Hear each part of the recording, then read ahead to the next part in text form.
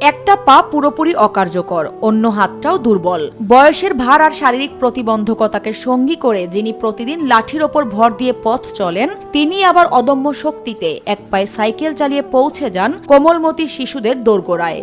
শিক্ষক মোক্তার হোসেনের জীবন মানেই হার না মানা এক সংগ্রামের ইতিহাস। মাত্র 5 বছর বয়সে মরণব্যাধি পোলিও তার জীবনের গতিপথ বদলে দিয়েছিল, কেড়ে নিয়েছিল একটি পা ও হাতের স্বাভাবিক শক্তি। চরম দারিদ্রতা নিত্যসঙ্গী হওয়া সত্ত্বেও পড়াশোনায় দারুণ মেধাবী ছিলেন মোক্তার হোসেন।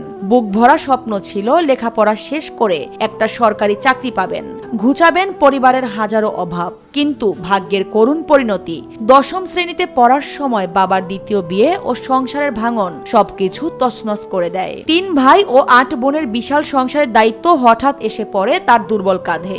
থেমে যায় পড়াশোনা, চোখের সামনে ভেঙে চুরমার হয়ে যায় সমস্ত স্বপ্ন।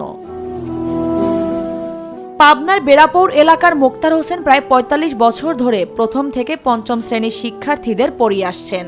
সংসার চালাতে প্রথমে ছোট একটি মুদি দোকান দেন, পাশাপাশি শুরু করেন প্রাইভেট পড়ানো। এক পায়ে হেঁটে হেঁটে টিউশনিতে যাওয়া ছিল অসম্ভব কষ্টকর, আবার রিকশায় চড়ার মতো আর্থিক সচ্ছলতাও ছিল না তার। তাই পেটের দায়ে আর শিক্ষার আলো ছড়িয়ে দিতে তিনি নিজেই শিখে নেন এক পায়ে সাইকেল চালানো। সেই সাইকেলের 2 চাকাতেই যেন গত 4 দশকের বেশি সময় ধরে ঘুরে চলেছে তার পুরো জীবন। নির্দিষ্ট কোনো পারিশ্রমিক ছাড়াই যার যতটুকু সামর্থ্য তাই নিয়েই হাসি মুখে বাড়ি বাড়ি গিয়ে পড়ান তিনি। আমার বয়স যখন 5 বছর, তখন আমার পোলিও হয়। পোলিও হওয়ার পর আমার একটা ডান পা নষ্ট হয়ে যায়। নষ্ট হয়ে যাওয়ার পর আমি তো আর কিছু করতে পারি না। তখন কি করব? আমি তখন পড়াশোনায় মন দিলাম। মন দেওয়ার পরে আমি ক্লাস 10 পর্যন্ত লেখাপড়া করতে পারছি। তারপরে আমার আব্বা দ্বিতীয় বিবাহ করে।